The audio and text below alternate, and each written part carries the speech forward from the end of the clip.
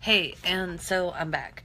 And I am wanting to get lesson 9 out of the way, because once we do this lesson 9 guided reading, that means the only thing we have left is lesson 10.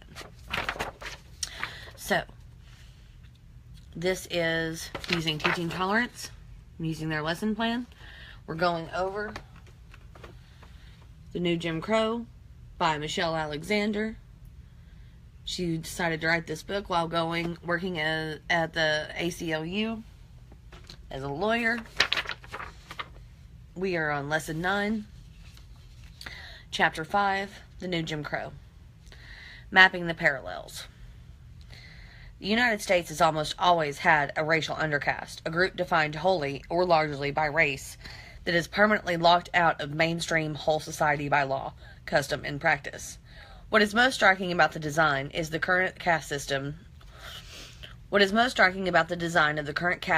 though, is how closely it resembles its predecessor. There is a profound sense of déjà vu. There is a familiar stigma and shame. There is an elaborate system of control, complete with political disenfranchisement and legalized discrimination in every major realm of economic and social life. And there is a production of racial meaning and racial boundaries. Historical parallels. New Jim Crow and mass incarceration have similar political origins. Both caste systems were born in part due to a desire among white elites to exploit the resentments, vulnerabilities, and racial biases of poor and working class whites for political and economic gain. Segregation laws were proposed as part of a deliberate and strategic effort to deflect anger and hostility that had been brewing against the white elite away from them and toward the African Americans. Does this sound familiar? They took her gerbs. Okay? Segregation laws were proposed as part of a deliberate and strategic effort to deflect anger and hostility that had been brewing against the white elite away from them toward African Americans. The birth of mass incarceration can be traced to a similar political dynamic. Conservatives in 1970s and 1980s sought to appeal to the racial biases and economic vulnerabilities of poor and working class whites through racially coded rhetoric on crime and welfare. In both cases, the racial opportunists offered, if any, economic reforms to address the legitimate economic anxieties of poor and working class whites, proposing instead a crackdown on racially defined others. That sounds familiar, too. This book was written in 2010. It's almost like when I say past his prologue, I mean it.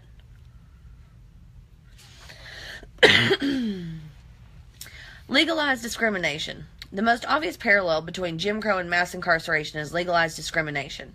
During Black History Month, Americans congratulate themselves for having put an end to discrimination against African Americans in employment, housing, public benefits, and public accommodations.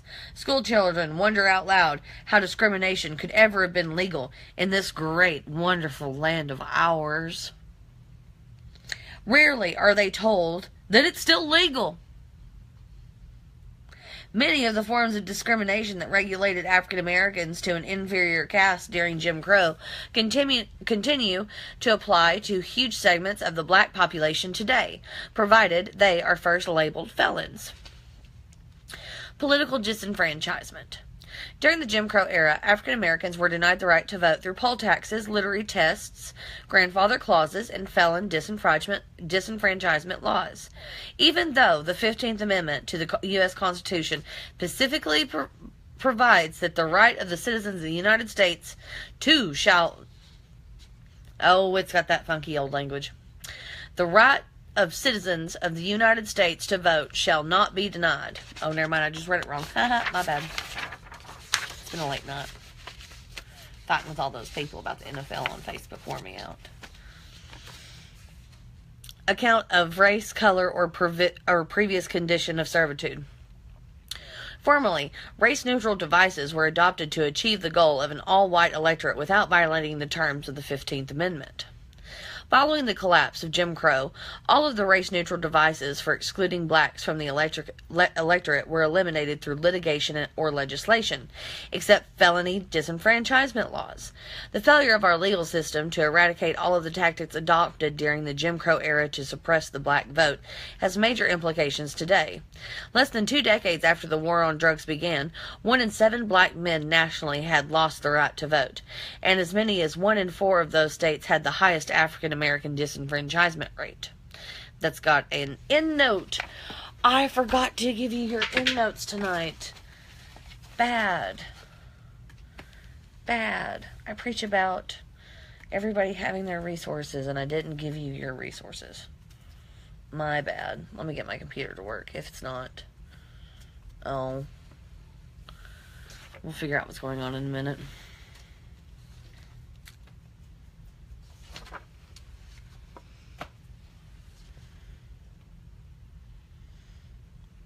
I think my computer just died, but I don't really want to know, so I'm just going to close it and ignore it until we're done.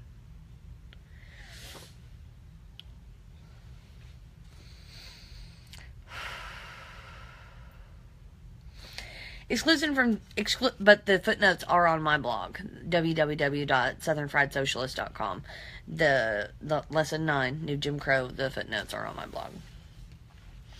Exclusions from juries. One hallmark of the Jim Crow era was all white juries trying black defendants in the South. Today, defendants face a situation highly similar to the one they faced a century ago. The U.S. Supreme Court has tolerated the systematic exclusion of blacks from juries by allowing lower courts to accept silly or even superstitious reasons for striking black jurors. Footnote 2. To make matters worse, a large percentage of black men, about 30%, are automatically excluded from jury service because they have been labeled felons. Footnote 3. The combined effect has put black defendants in a familiar place in a courtroom of shackles, facing an all-white jury. Closing the courthouse doors. The parallels between mass incarceration and Jim Crow extend all the way to the U.S. Supreme Court. In Dred Scott v. Sanford, the Supreme Court immunized the institution of slavery from legal challenge on the grounds that African Americans were not citizens. And in Plessy v. Ferguson, the court established the doctrine of separate but equal, a legal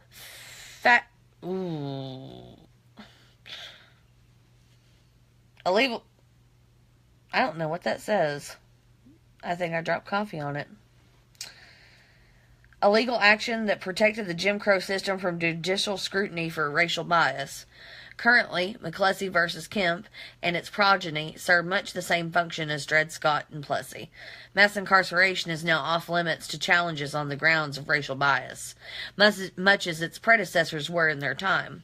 A new racial caste system operates unimposed by the 14th Amendment and federal rights legislation, laws designed to topple earlier systems of control. Racial segregation. Although the parallels listed above should be enough to give anyone pause, there are a number of less obvious similarities between mass incarceration and Jim Crow. The creation and maintenance of racial segregation in one example. As we know, Jim Crow laws mandated residential segregation, and blacks were regulated to the worst parts of town. Roads literally stopped at the border of many black neighborhoods, shifting from pavement to dirt. Water, sewer systems, and other public services that supported the white areas of town frequently did not extend to the black areas. Racial segregation rendered black experience largely invisible to whites, making it easier for whites to maintain racial stereotypes about black values and culture. It also made it easier to deny and ignore their suffering. Mass incarceration functions similarly. It achieves racial segregation by segregating prisoners, the majority of whom are black and brown, from mainstream society. Prisoners are kept behind bars, typically more than 100 miles from home. Even prisons, the actual buildings, are a rare sight for many Americans. They are often located far from population centers. Though rural counties contain only 20% of the U.S. population, 60% of new prison construction occurs there. Footnote 5 on my blog, because I can't get my computer to work, www.southernfriedsocialist.com. Footnote number 5. New Jim Crow, Lesson 9. Prisons, however, are not the only vehicle for racial segregation. Segregation is also created and perpetuated by the blood of prisoners who return to ghetto communities each year, because the drug war has been waged almost exclusively in poor communities of color. When drug offenders are released, they are generally returned to racially segregated ghetto communities, the places they call home. Symbolic production of race. Arguably, the most important parallel between mass incarceration and Jim Crow is that both have served to define the meaning and grand significance of race in America. Indeed, a primary function of any racial caste system is to define the meaning of race in its time. Slavery defined what it meant to be black, a slave, and Jim Crow defined what it meant to be black, a second-class citizen. Today, mass incarceration defines the meaning of blackness in America. Black people, especially black men, are criminals. That is what it means to be black. The condition of blackness, or the correlation of blackness with crime, did not happen organically. Rather, it was constructed by political and media elites as part of a broad project known as the War on Drugs in the era of colorblindness. Colorblindness means that it's I also have vocabulary words on my blog, and we always use our new vocabularies that come in our new lesson, because I'm using Teaching Tolerance as a new lesson. I put the vocabularies on the glossary on my blog, but colorblindness means that you see life as if race doesn't exist, and that would be great if race didn't affect things, but it does, because the United States is built on a complete and total racist caste system.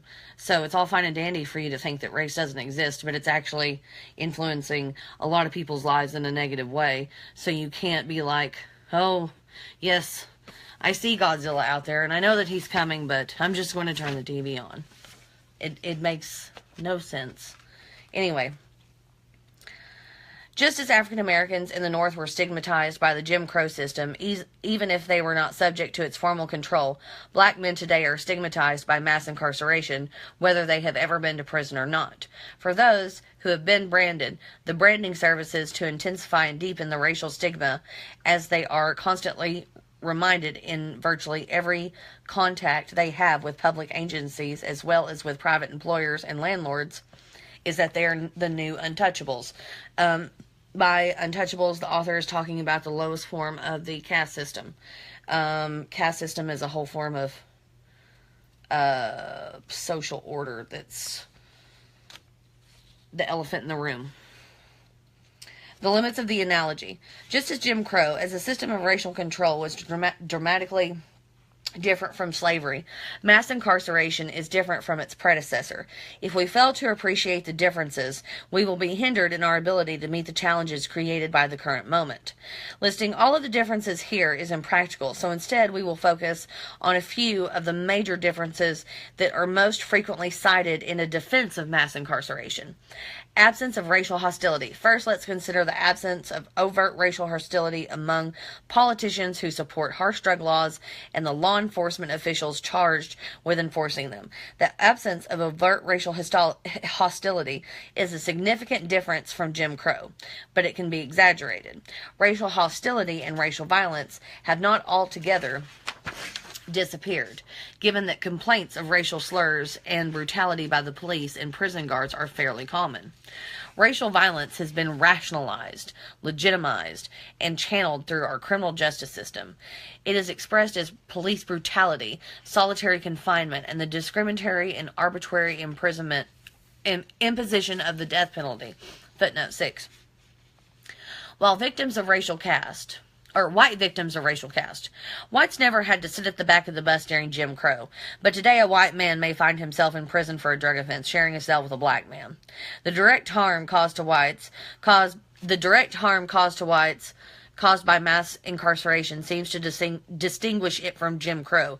Yet, like many other differences, this one requires some qualification. If 100% of people are arrested and convicted for drug offenses were African American, the situation would provoke outrage among... Let me start this over. This is a good statistic. Or this is a good example. If 100% of the people arrested and convicted for drug offenses were African American, the situation would provoke outrage among the majority of Americans who consider themselves non-racist but but who know very well that Latinos, Asian Americans, and whites also commit drug crimes. We as a nation seem comfortable with 90% of the people arrested and convicted of drug offenses in some states being African American. But if the same figure were 100% the other way, the veil of colorblindness would be lost. The inclusion of some whites in the system of control is essential to preserving the image of the colorblind criminal justice system and maintaining our self-image as fair and unbiased people, because most Americans, including those within law enforcement, want to believe they are non-racist. The suffering in the drug wars does cross lines. Okay, on my blog, I do have the author does read the entire chapter, so you don't have to purchase the book, and she does a much better job than me and does not sound like James Clampett. And this is just the excerpt, which I do also, it's the guided reading excerpt, which is also on my blog for if you want to read along to what I am. It's the juice of this part that we're talking about in this chapter. So if I butcher it, I'm just putting it out there in case somebody didn't want to read it and they just wanted to listen to it. So... but the entire chapter, so you don't have to purchase the book, and the chapter we're going over is on my blog, and it's being read by the author. White drug criminals are collateral damage in the war on drugs because they have been harmed by a war declared with blacks in mind. While this circumstance is horribly unfortunate for them, it does not create important opportunities for a multiracial bottom-up resistance movement, one in which people of all races can claim a clear stake. For the first time in our nation's history, it has become readily apparent to whites how they, too, can be harmed by anti-black racism, a fact that, until now, has been difficult for many to grasp. Black support for Get Tough policies. Yet another notable difference between Jim Crow and mass incarceration is that many African Americans seem to support the current system of control, while most believe the same could not be said for Jim Crow. It is frequently argued in defense of mass incarceration that African Americans want more police and more prisons because crime is so bad in some ghetto communities.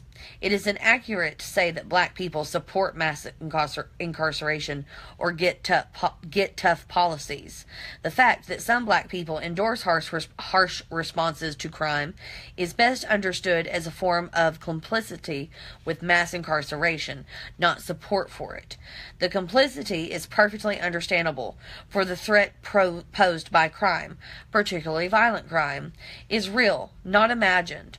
Although African Americans do not engage in drug crime at significantly higher rates than whites, black men do have much higher rates of violent crime, and violent crime is concentrated in ghetto communities. Studies have shown that joblessness, not race or black culture, explains the high rates of violent crime in poor and black communities. Regardless, the reality for poor blacks trapped in ghettos remains the same. They must live in a state of perpetual insecurity and fear. It is perfectly understandable then that some African Americans would be complicit with the system of mass incarceration, even if they oppose it as a matter of social policy. The creation of racially isolated ghettos and the subsequent transfer of black youth from underfunded, crumbling schools to brand new high-tech prisons. The predicament African Americans find themselves in today is not altogether different from the situation they faced during Jim Crow. Jim Crow, as oppressive as it was, offered a measure of security for blacks who were willing to play by its rules. For those who touted the rules or resisted them, risked the terror of the Klan. Cooperation with the Jim Crow system often seemed far more likely to increase or maintain one's security sorry, I've been reading like 2 chapters, not... Where's the drink? Sorry, excuse me.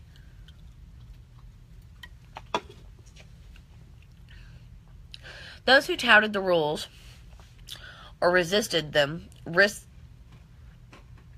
Listen, I'm not gonna lie to you. This is what's messing me up. This will and it's like on the F's and the B's. And sometimes I'm just like, F-a-b-b-s.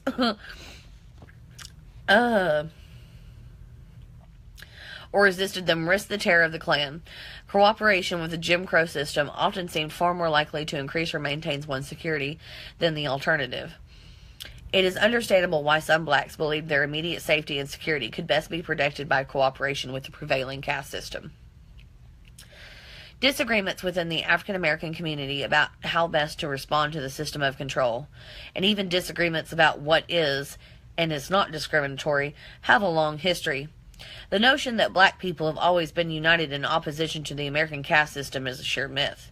Following slavery, for example, there were some African Americans who supported disenfranchisement because they believed that black people were not yet ready for the vote.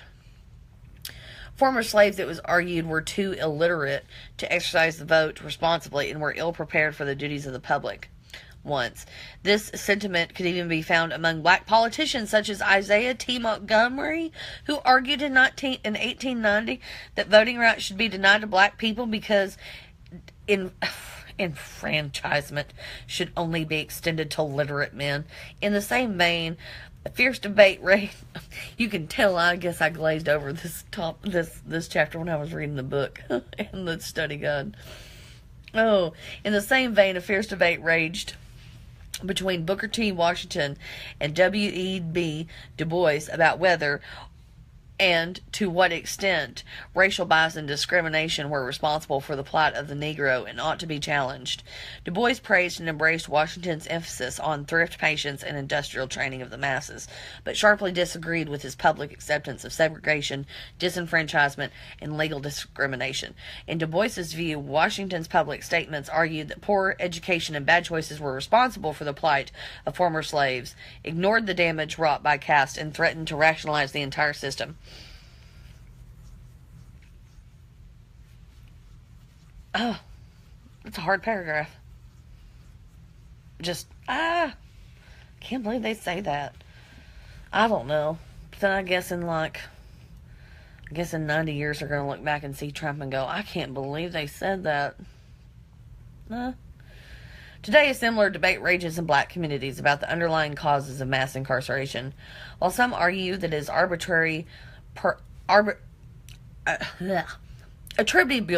attributable primarily to racial bias and discrimination, others maintain it is due to poor education, unraveling morals, and a lack of thrift and perseverance among the urban poor.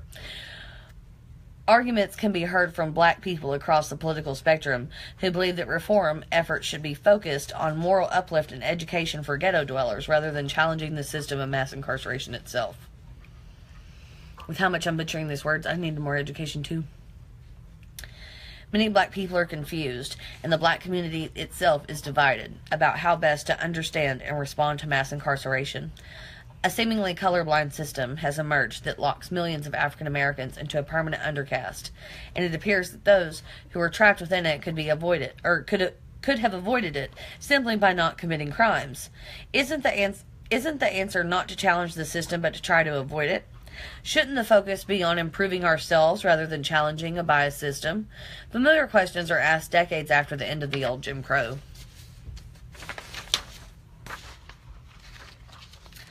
The genius of the current caste system and what most distinguishes it from the predecessors is that it appears voluntary. People choose to commit crimes, and that's why they are locked up or locked out, we are told. This feature makes the politics of responsibility particularly tempting. If you hear something weird in the background, I swear to God it's my dogs playing. Stop it, Charlene. Charlene, stop it. It appears the system can be avoided with good behavior, but herein lies the trap. All people make mistakes. All of us are sinners. All of us are criminals, and all of us violate the law at some time in our lives.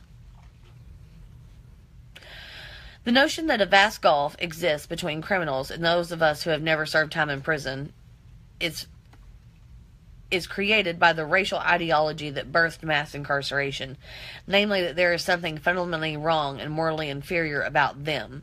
The reality, though, is that all of us have done wrong, yet only some of us will be arrested, charged, and convicted of a crime, branded a criminal or a felon, and ushered into a permanent undercaste because of it. Urging the urban poor or anyone to live up to their highest ideals and values is a good thing, as it demonstrates confidence in the ability of all people to stretch, grow, and evolve. even in the most dire circumstances. We all have power and agency, the ability to choose what we think and how we respond to circumstances in our life. The intuition underlying moral uplift strategies is fundamentally sound. Our communities will never thrive if we fail to respect ourselves and one another. As a liberation strategy, however, the politics of responsibility is doomed to fail. Not because there is something especially wrong with those locked in ghettos or prisons today, but because there is nothing special about them. They are merely human. They will continue to make mistakes and break the law for reasons that may or may not be justified, and as long as they do so, the system of mass incarceration will continue to function well. Generations of black men will continue to be lost, rounded up for crimes that go ignored on the other side of town and ushered into a permanent second-class status. It may seem at first blush that cooperating with the system while urging good behavior is the only option available, but in reality, it's not a liberation strategy at all. On the lessons, there was a couple lessons before, and it was talking about how, because I know that paragraph, if you just came in and this is the first time you've ever heard it, or you're not familiar with the New Jim Crow by Michelle Alexander. Basically, it's like we only send cops to certain parts of the neighborhood, and then they just kind of hang out there. So then only a certain type of people is going to be brought in. And it also talked about statistics on how many people are actually pulled out and frisked, and why people don't say anything about it. Fork in the road. Our nation declared a war on people trapped in racially segregated ghettos, just at the moment their economics had collapsed. Rather than provoking community investment, quality education, and job training when work disappeared, of course, those communities are suffering from serious crime and dysfunction today. Did we expect otherwise? Did we think that miraculously they would thrive? And now, having waged this war for decades, we claim some blacks support mass incarceration as though they would rather have their young men warehoused in prison than going to college. Clearly, a much better set of options could be provided to African Americans and poor people of all colors today. As historian Lerone Bennett Jr. eloquently reminds us, a nation is a choice. We could choose to be a nation that extends care, compassion, and concern to those who are locked up and locked out or headed for prison before they are old enough to vote. We could seek for them the same opportunities we seek for our own children. We could treat them like one of us. We could do that. Or we could choose to be a nation that shames and blames its most vulnerable, attaches badges of dishonor upon them at young ages, and then regulates them to a permanent second-class status for life. And that is the end of Lesson 9. And then all of the footnotes are going to be on my website. And then this video will be on there shortly, but the video, or the audio, it's just audio. It has nothing to do with looks. The author reading the entire chapter 5 is on the website. And then there are only 5 chapters, pretty much in the book. And then there's only one lesson left, 10. And then we're done with the book. So, and then, the next book, I do believe, is going to be, Naomi Klein's This Changes Everything, and I'm going to do a giveaway of that book. So, anyway, www.southernfriedsocialist, and thank you so much for joining me. Have a wonderful night.